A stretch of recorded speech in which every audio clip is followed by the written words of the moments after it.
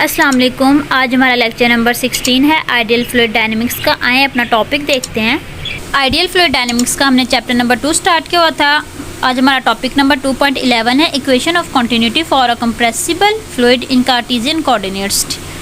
Equation of continuity है compressible fluid की। इसका सोल्यूशन देखते हैं। ये जो लाइन अंडरलाइन की हुई है ये इसकी डेफिनेशन है। ये जो इक्वेशन है ये डिपेंड करती है principle of conservation of mass. अब principle of conservation of mass ये फिज़िक्स की बात आ गई जो हमने पहले पढ़ा हुआ था। अब क्वेश्चन यहाँ पर ये है कि प्रिंसिपल ऑफ कंजर्वेशन ऑफ मास क्या है, लॉ ऑफ कंजर्वेशन ऑफ मास। इसका मतलब ये है, फॉर एग्जांपल ये आपके पास पाइप है, ये पेंसिल है, ये आपके पास फॉर एग्जांपल पाइप है। जितना फ्लूइड इसके अंदर एंटर हो रहा है इतना ही फ्लूइड दूसरी तरफ से बाहर निकल रहा है। ठीक है कि यहाँ से फ्लूइड एंटर हो रहा और यहाँ से क्या कर रहा है, बाहर निकल रहा है। इसके अंदर फ्लूइड ना कम होता है ना ज़्यादा होता है। जितना एंटर हो रहा है उतना ही बाहर निकलेगा। ना कम होगा कि आपके पास प्रेशर लगाते हैं, टेम्परेचर लगाते हैं कि वो कम ज़्यादा हो जाए, ऐसा कुछ भी नहीं होगा। जितना एंटर हो रहा है उतना ही बाहर को निकल रहा है। ये हमारे पास क्या है, law of conservation of mass. Next उन्होंने बताया हुआ है कि वॉल्यूम, इसमें जो सा इक्वेशन है इसमें वॉल्यूम को टा से डिनोट करते हैं। क्यों करते हैं? क्योंकि हमें पता है कि हम वेलोसिटी को v से डिनोट करते हैं और इधर डिफरेंस करने के लिए हमने टा से डिनोट कर दी। ऐसे हमारे पास कोई भी सरफेस है आर्बिट्रेरी। अब इसका सोल्यूशन देखते हैं मैथमेटिकल। अब देखें, ये हमने एक स्पेस लिया, उसके अंदर हमने एक सरफेस ले लिया, उसको हमने एक बॉक्स बना दिया है।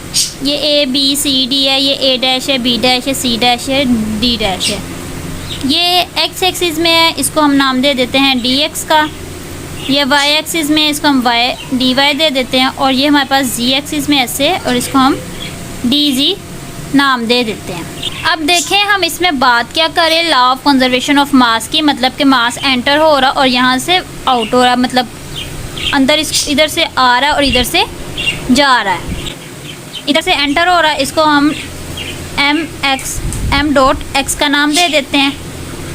ठीक है, इधर से एंटर हो रहा और इधर से बाहर जा रहा है। अब इसमें हमने चेक क्या करना है, कंजर्वेशन ऑफ मास लगा के चेक करना है कि जितना मास एंटर हो रहा है क्या उतना मास ही बाहर निकल रहा है, क्या इसके अंदर मास स्टोर भी हो रहा है कि नहीं हो रहा। हमने वो कैलकुलेट करना है। ठीक है, इधर लिख देते हैं मास इन और इधर लिख देते हैं मास आउट, के मतलब इन हो रहा और यहाँ से बाहर जा रहा है। मास किसके इक्वल होता है हमारे पास, एरिया के, डेंसिटी के और लेंथ के। ये हमारे पास मास इनके इक्वल होता है, एरिया, रो और एल के।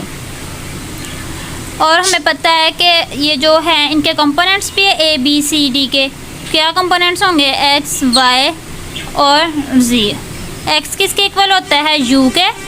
वाई किसके इक्वल होता है, जी वी के। और जी इक्वल होता है W के। अब देखिए हमें पता चल गया मास किसके इक्वल है, एरिया, रो, लेंथ के इसके अंदर। ठीक है, अब हमने फाइंड क्या करना है, मास जो इन हो रहा है माइनस मास जो आउट हो रहा है इज इक्वल टू मास जो स्टोर हो रहा है। एस टी किसको शो कर रहा है, स्टोर्ड को। ये चीज़ हमने फाइंड करनी है, इसको कहेंगे कंजर्वेशन ऑफ मास। ये चीज़ हमने फाइंड करनी है। अब ये देखें, ये जो हमने स्पेस ली थी, स्पेस के अंदर से ये हमने सरफेस ली थी, इसको यहाँ पर अलग करके बनाया है। एम डॉट एक्स, ये मास जो सा है ये एंटर हो रहा है, इसके अंदर एंटर हुआ, इधर से आउट हो गया। आउट हुआ तो partial M dot X over D, partial X D X plus M X ये आया। इधर से एम वाई मास एंटर हुआ और यहाँ से आउट हुआ तो हमारे पास ये वाली इक्वेशन आई। यहाँ से मास एंटर हुआ और यहाँ से आउट हुआ तो हमारे पास ये आई। ये हमारे पास है मास एंटरिंग द एलिमेंट और ये हमारे पास है मास लीविंग द एलिमेंट। अब हमने फाइंड क्या करना है, कंजर्वेशन ऑफ मास। इसके अंदर वैल्यूज़ रख दे, पहले एक्स की एक डायरेक्शन की, फिर दूसरे की, फिर तीसरे की। इन दोनों डायरेक्शंस की हमने वैल्यूज़ निकालनी है। हमने यही फाइंड करना था, मास in minus mass out. X वाली एक्स डायरेक्शन में हमने फाइंड करना था, मास इन की वैल्यू हमने लिखी M dot X minus mass out की ये वाली वैल्यू थी, ये लिखी। जब ब्रैकेट ओपन की तो साइन अंदर चेंज हो गया, प्लस माइनस कैंसिल, तो हमारे पास आ गया minus partial M dot X over partial X D X. ये हमारे पास किसकी वैल्यू आई है, M mass in mass out X की, एक डायरेक्शन की वैल्यू आई है। हमने मास इन और आउट की वैल्यू इधर निकाल लिया। अब हमने मास फ्लो रेट निकालना है इन एक्स डायरेक्शन में। ठीक है, हमने मास फ्लो रेट निकालना है इन एक्स डायरेक्शन में, तो उसका फार्मूला क्या होगा, density multiply area of cross section along flow and velocity along the direction of flow. Mass of flow rate निकालने का ये तरीका है। ठीक है, आप इसको याद रखें कि हमने पहले density multiply area of cross section along जहाँ से फ्लो कर रहा है and velocity along the direction of flow. अब ये देखें, इसमें हमने वैल्यू पुट कर देनी है। मास फ्लो रेट निकाल रहे हैं ना हम एक्स डायरेक्शन में, तो हमारे पास ये डेंसिटी एम की जगह हमने डेंसिटी लिख लेना है, पार्शियल रो पार्शियल एक्स। नेक्स्ट हमारे पास क्या है, area of cross section along flow. Flow कहाँ से कर रहा है, हमारे पास एरिया क्रॉस सेक्शन ये वाला है, ये वाला हिस्सा, ये देखें ऐसे। ठीक है, ये ऐसे, तो इसमें हमारे पास क्या आ रहा है, डी एक्स। एरिया हमारे पास क्या आ रहा है, डी वाई डी जी। और ये जो फार्मूले वाला है, जो हमारे पास वैल्यू निकली है, उसका D X as it is लिख देना हमने। अब देखें, हमें पता है हम किसका निकाले, एक्स डायरेक्शन में निकाले, तो हमने ऊपर पढ़ा था एक्स का कंपोनेंट क्या है हमारे पास, एक्स के अंदर हमारे पास वेलोसिटी का कौन सा कंपोनेंट आता है, यू, तो हम इधर यू लिख देंगे। ठीक है, अब हमें पता है कि डी वी जो वेलोसिटी के कंपोनेंट है, D V is equal to, जैसे एक्स के वेलोसिटी के कंपोनेंट है यू वी डब्ल्यू, ये हमारे पास वेलोसिटी के कंपोनेंट है, ऐसे ही हमारे पास डी वी के क्या कंपोनेंट हो गए, डी एक्स डी वाई और डी जी, ये हमारे पास वेलोसिटी के कंपोनेंट है। हमने वैल्यूज पुट कर देनी है इनको अरेंज करके, इधर सॉरी माइनस भी था। ये देखें हमने क्या किया है, पार्शियल ओवर पार्शियल एक्स एक साइड पे कर दिया, rho as it is, d x d y d z और यू एज इट इज़। अब हमें पता है इन सब की जगह हम लिख सकते हैं डी वी, इसकी जगह हमने लिख लिया डी वी यू। ठीक है, सिमिलरली जैसे हमने एक्स डायरेक्शन में निकाले ऐसे हमने वाई जी में निकाले हैं। अब हम सारा पीछे से जितना हमने सॉल्व किया उसको दोबारा तो नहीं ना सॉल्व करेंगे, तो हम लिखेंगे mass in minus mass out y is equal to minus partial over partial y. X direction में था तो पार्शियल एक्स था, वाई डायरेक्शन में तो पार्शियल वाई होगा, रो डी वी। एक्स का कंपोनेंट यू था, वाई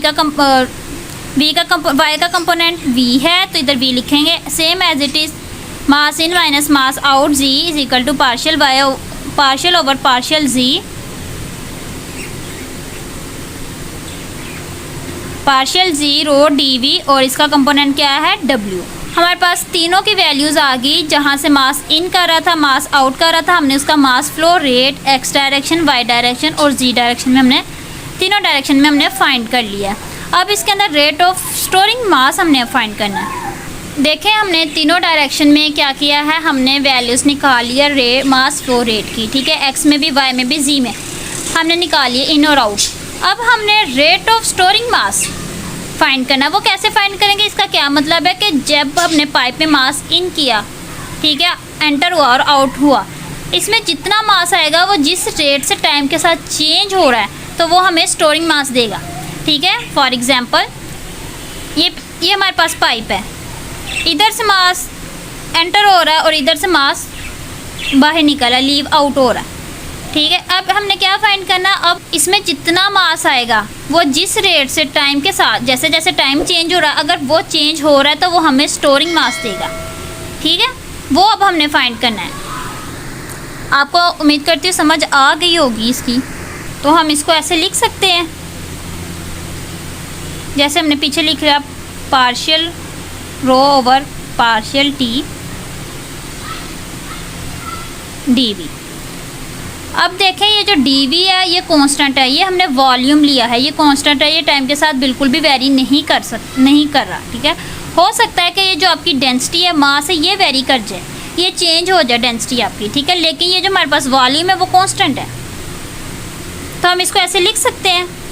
देखें हमने मास रेट ऑफ स्टोरिंग मास भी उसकी वैल्यू हमारे पास ये आई थी। अब हमने एक्स डायरेक्शन वाई और जी में तीनों में हमने वैल्यूज़ निकाली। अब हमने टोटल बात करनी है, टोटल कितना हमने मास इन किया आउट किया, हमने लिख लिया मास इन माइनस मास आउट। इनकी हमने वैल्यूज़ लिख ली जो हमने पीछे निकाली थी ना, partial over partial X rho U plus partial over partial Y rho V plus partial over partial Z rho W. D V constant था तो बाहर निकाल लिया, माइनस इन सब के साथ माइनस था तो माइनस भी हमने कॉन्स्टेंट करके बाहर निकाल लिया। अब मास इन मास आउट की हमारे पास वैल्यू ये आई है, partial rho over partial T D V, वो हमने इधर लिख लिया और ये एज इट इज़ है। डी वी से कैंसिल, बाकी वैल्यूज़ एज इट इज़ हमने नीचे उतार लिया। अब यहाँ पे ये माइनस हो रही, इधर आके प्लस हो जाएगी, तो ये सेम एक हमारे पास इक्वेशन आई है जो इक्वल टू 0 आ। ये हमारे पास है equation of continuity compressible fluid की। अब इसको एक दफ़ा बुक से भी देख लेते हैं। यहाँ पर उन्होंने इंटेग्रल यूज़ करके इसको सोल्व किया हुआ है, लेकिन आप अगर उस तरीके से कर लें वो ज़्यादा ईजी है।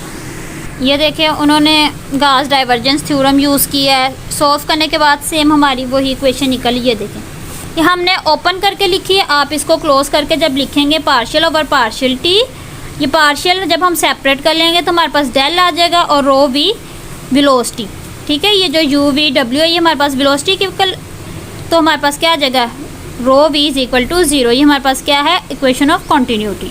अब देखिए उन्होंने यहाँ पे क्या किया हुआ है, ये हमारे पास इक्वेशन ऑफ कॉन्टीन्यूटी, उन्होंने इसको मजीद सोल्व किया हुआ, मटेरियल डेरिवेटिव में कन्वर्ट किया है।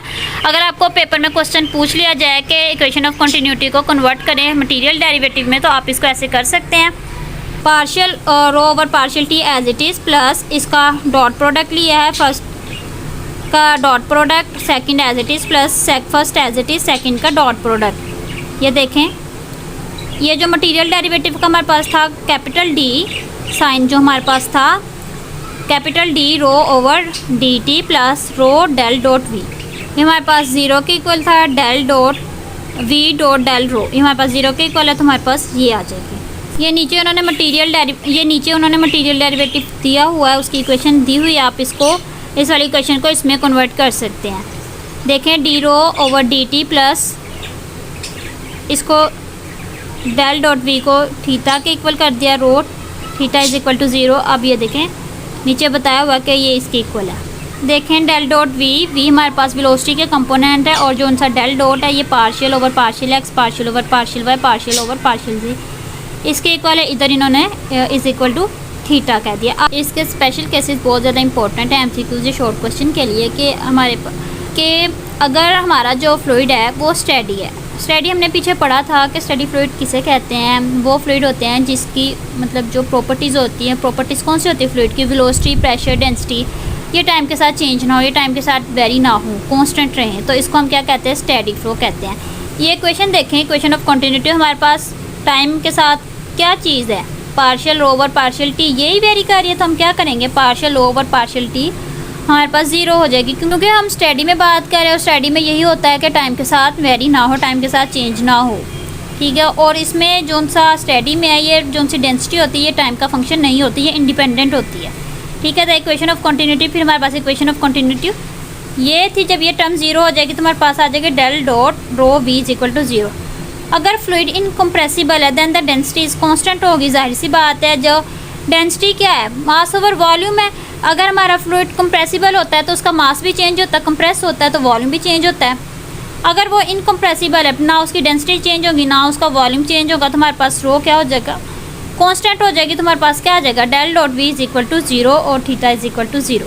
ऊपर वाली में हमने सिर्फ बात की स्टेडी की, लेकिन इसमें हम बात कर रहे हैं स्टेडी और इनकम्प्रेसिबल। अगर ये इनकम्प्रेसिबल है तो हमारे पास तो डेंसिटी 0 हो जाएगी, कांस्टेंट है ना। और अगर स्टेडी है तो हमारे पास पहली टाइम इसकी partial rho over partial T, ये भी हमारे पास क्या हो जाएगी, 0 हो जाएगी। तो हमारे पास क्या बचता है, del dot V is equal to 0, और इसको हम थीटा भी कहते हैं, ये हमने ऊपर पढ़ा है, ये इज इक्वल टू 0 हो जाएगा। अगर आप इक्वेशन ऑफ कॉन्टीन्यूटी को, इस इक्वेशन को ओपन करके सॉल्व करना चाहते हैं इनकम्प्रेसिबल में, तो जो सी हमने रजिस्टर पे सॉल्व की थी उसमें से डेंसिटी आप कांस्टेंट ले लें। देखें, ये देखें डेंसिटी सब में है, डेंसिटी हमारे पास कांस्टेंट है, बाहर आ जाएगी, अंदर वाली value as it is equal to 0 हो जाएगी। ये तो ये इधर मल्टीप्लाई, ये इधर मल्टीप्लाई इधर आके जब डिवाइड हो जाएगी तो हमारे पास डेंसिटी क्या हो जाएगी, 0 हो जाएगी, और बाकी जो से हमारे पास इक्वेशन है वो एज इट इज़ ही रहेगी। और ये हमारे थे स्पेशल केसेस। आज का लेक्चर बस यहीं तक था, जिसमें हमने इक्वेशन ऑफ कॉन्टिन्यूटी देखी, इसके स्पेशल केसेस देखे। अगर आपको इसमें किसी टॉपिक की, किसी बात की, किसी चीज़ की नहीं समझ आई तो आप इजीली कमेंट सेक्शन में पूछ सकते हैं। अगर मेरी वीडियो अच्छी लगी है तो इसको लाइक, सब्सक्राइब और शेयर ज़रूर कीजिएगा और दुआओं में याद रखें। इंशाल्लाह मिलते हैं नेक्स्ट लेक्चर में। अल्लाह हाफिज़।